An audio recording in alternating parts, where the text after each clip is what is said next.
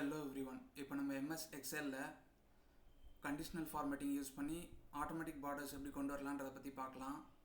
அதுக்கு முன்னாடி யாராவது சப்ஸ்கிரைப் பண்ணலன்னா சப்ஸ்கிரைப் பண்ணிக்கோங்க, ஆல் நோட்டிஃபிகேஷன்ஸ் எனேபிள் பண்ணிக்கோங்க, லைக் ஷேர் அண்ட் கமெண்ட் பண்ணுங்கள். ஃபார் எக்ஸாம்பிள் A1 செல்லை செலக்ட் பண்ணிவிட்டு கண்ட்ரோல் கொடுத்து செலக்ட் ஆல் கொடுத்துட்டு இப்போ கண்டிஷ்னல் ஃபார்மேட்டிங் ட்ராப் டவுனில் போயிட்டு நியூ ரூல், அதில் யூஸ் அ ஃபார்முலா, அதில் ஈக்குவல் டு இந்த A1 செல் அப்சல்யூட் செல் ரெஃபரன்ஸாக லாக் ஆகிருக்கணும்.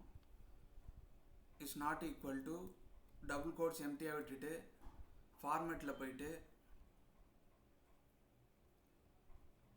பார்டர் டேபில் அவுட்லைன் பார்டர் செலக்ட் பண்ணிவிட்டு இப்போ ஓகே கொடுத்துட்டோம்னா, இப்போ மறுபடியும் ஓகே கொடுத்துட்டு இப்போது A1 செல்லில் போயிட்டு இப்போ ஏதாவது டெக்ஸ்ட்டு டைப் பண்ணுறோம்னா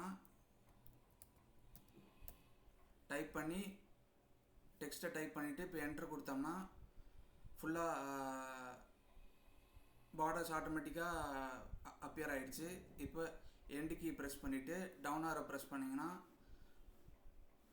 last bottom of the work sheet வரைக்கும் பார்டர்ஸ் அப்பியர் ஆகிருக்கு. மறுபடியும் எண்டு கீயை ப்ரெஸ் பண்ணிவிட்டு அப் ஆரோ ப்ரெஸ் பண்ணிங்கன்னா A1 செல்லுக்கு ட்ராவல் பண்ணிடலாம். அதேமாதிரி எண்டு கீ ப்ரெஸ் பண்ணிவிட்டு ரைட் ஆரோ ப்ரெஸ் பண்ணிங்கன்னா last column of the work ஷீட்டுக்கு வந்துடலாம், XFD.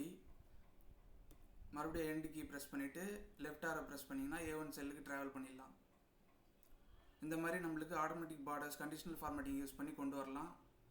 நெக்ஸ்ட் வீடியோவில் இதை விட இன்ட்ரெஸ்டிங்கான டாபிக் பார்க்கலாம்.